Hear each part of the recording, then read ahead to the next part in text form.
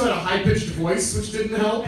Like, he'd catch me and my buddies drinking in high school, and he'd be like, I said no freaking beers in the house!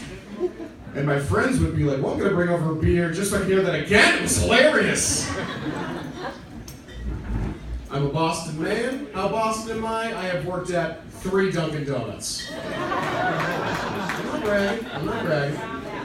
In my hometown of Burlington, Massachusetts, we have 8 Dunkin' Donuts. And they say the average American will work 8 jobs in their lifetime, so it's nice to know what I'm going to do with the rest of my life.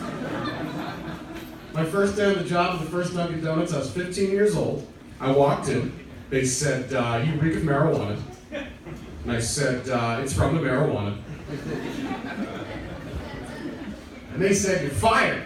So, true story, still in my Dunks uniform, I just got on my bike, and I rode it to another Dunkin' Donuts like a mile down the road. And I walked in and I was like, I was at that other Dunkin' Donuts, but they transferred me. And they were like, that's clearly a lie. But we're at Dunkin' Donuts, you're in! Good job. I'm a weed man, I enjoy marijuana very much. I've even been accused of being addicted to marijuana, and I want to clear this up right now. You cannot get addicted to weed. Trust me, I would know. I smoke it every day. I just do stand-up now, but I used to sell weed back in the day, which was an interesting experience. Like, when they legalized marijuana in Massachusetts, it meant that a lot of people started buying weed for the first time, which also meant that a lot of people were very bad at buying weed. Like, this dude used to think he still had to talk to me in code. So he'd call me, he'd be like, hey, so I was wondering if you had any baseball cards to trade. And I'd be like, well, Frank, I don't have any baseball cards to trade. But if you want to buy some marijuana, let me know. What is the deal here? It's ridiculous. People didn't realize that weed was strong now. You need very little of it. So they'd smoke a little weed, they would get too high, and then they would call me and they'd be like, hey, was this laced? And I was like, I didn't give you a bonus for free. Like, if you want like cocaine on your marijuana, you have to call me and be like, hey, so I was wondering if you had any baseball cards to trade. That's the code you have to use.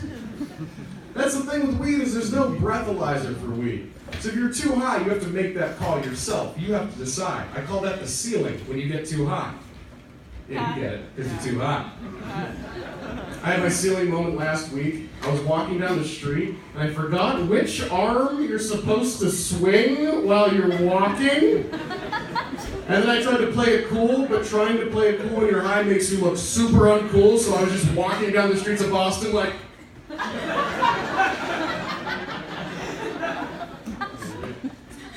I just started getting medical marijuana, actually. Any of you guys getting medical marijuana? All right, one guy. Hit me up. Let's get healthy after the show. Let's do it. It's weird because I've always smoked weed for fun, so it's hard for me to take it seriously as medicine. But they take it very seriously. Like, I go in there and they're like, what seems to be bothering you? And I was like, I have back pain. And they were like, is it chronic? And I was like, like, they take every single aspect of it super seriously, except one thing, they never changed any of the ridiculous names of the weed. So you go in there, and you sit down with a doctor, and he's like, all right, Alex, what we're going to do for you here is give you something that's high in CBD. That's also going to release any sort of neural tension you're feeling. So we're going to go ahead and prescribe you the Skunk Bottom Diesel. Skunk Bottom Diesel for you. It's like if your doctor gave you antidepressants and was like, they're called No More Boo Boo Yum Yums. Is that okay?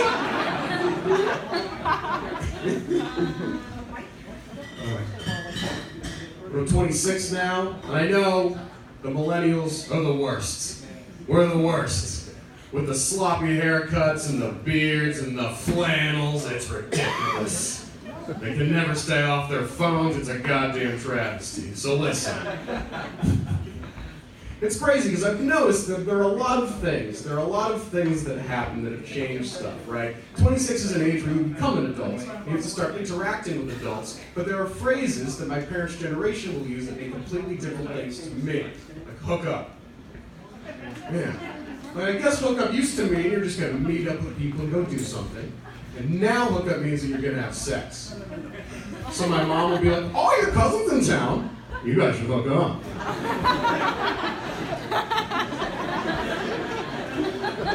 No.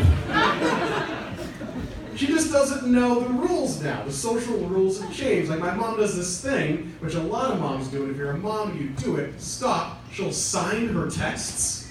She puts mom at the bottom? Yeah, and it's like, I know it's you. It came from your phone. I hope no one else is texting me a picture of myself as a baby in the bathtub. I hope that's not the case. So read, because you gotta know rules for texting, right? People don't literally mean what they text. Like if someone texts you on my way, that means I haven't even considered leaving yet. Or if someone texts you K, everything is not K. KK, everything's K. KKK, that's racist, you took it too far. Plus, texting is making it far easier to lie. You can just lie about anything. Cute girl texts me, hey, what are you up to? I'm at the gym. I'm really taking a dump. It doesn't matter. I'm still losing weight. She's not gonna know. Splitting hairs. Texting has sped up the process by which we do everything. Like now, as an advance to a woman, a dude will just text her a picture of his dick. Yeah, it's a dick pic. Yeah. And back in the day, you couldn't do that. You had to be a gentleman. You had to take your time. You take a Polaroid of your penis, put an envelope, and you would mail it to her. Because the dick pic is never going to be the deciding factor. Like, that's not going to be the thing that gets you laid. Like, there's no woman walking around right now who's like, if only I could find a man with a penis. I need photographic evidence of this thing. It's insane. Like, don't send her a picture of your dick. Send her a picture of something that women find attractive. Send her a picture of you cleaning a bathroom. Or depositing a check.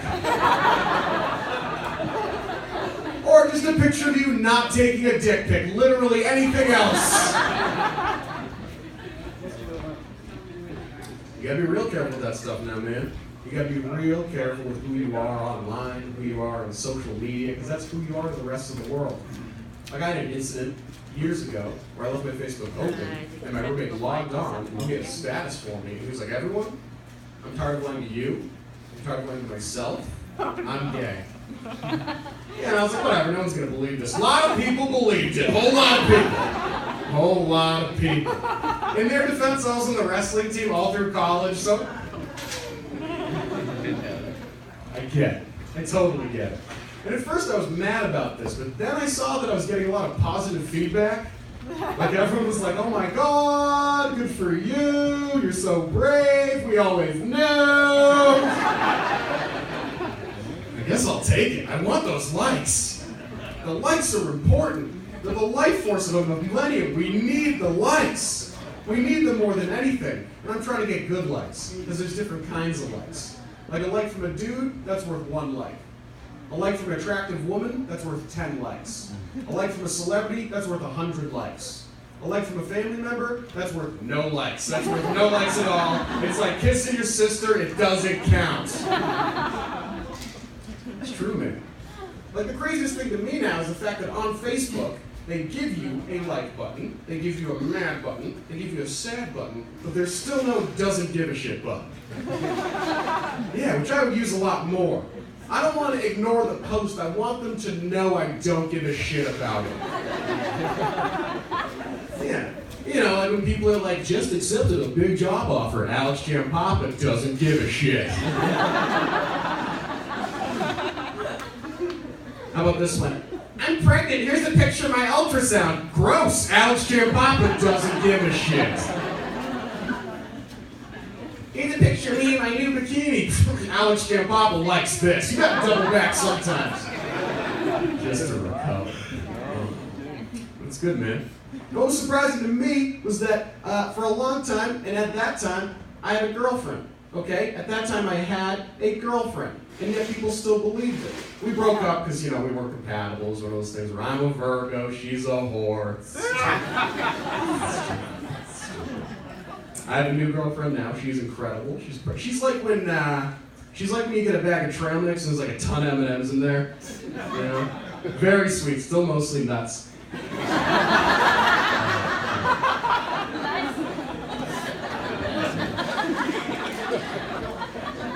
No, she is amazing and perfect in every single way, and I say that because she is here.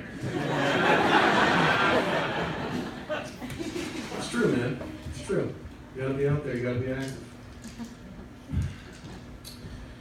So I had a weird roommate experience when I first got to college. When I got to UMass, I was assigned a random roommate. Any of you guys ever have a random roommate? Yep. Okay, how'd that work out for you? Bad. Bad for everyone, right? It's always bad. I once had a woman say that it went well, and I was like, really? What happened? And she was like, she died. And I was like, wow. Death is the best case scenario, not a great system. So I walk in my first day and I meet this kid that I'm going to be living with for the next year, and I want to make a good impression. And I say, hey man, what's going on? My name's Alex. And he said, what's up baby? My name's Dunster. I see a therapist with you, and it was 2/3 of the problem, you know what I'm saying? And I was like, fuck! Like, super nice kid. We're still friends, but he had ADD, OCD, and a lisp, which is like the unfuckable trifecta. Like on the first day, he looked me in the eyes and he was like, I have a lisp. I was like, I know. What kind of a monster put an S in the word lisp?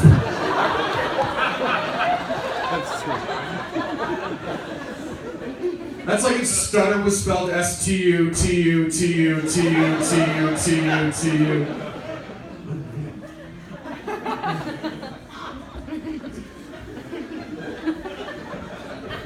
That's a good joke.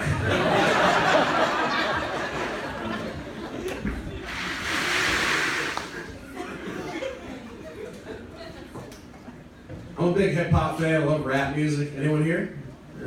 Oh, really? 100 white people. Really? Interesting. Okay. Yeah, I love rap music. I love it so much. But it's one of those things where, like on the way here, I was listening to Steady Mobbin', and the hook for Steady Mobbin' goes, fuck these bitches.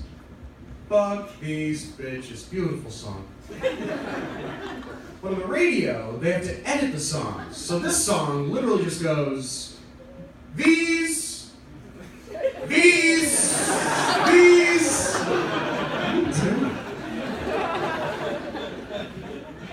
Like, hip-hop lyrics make no sense.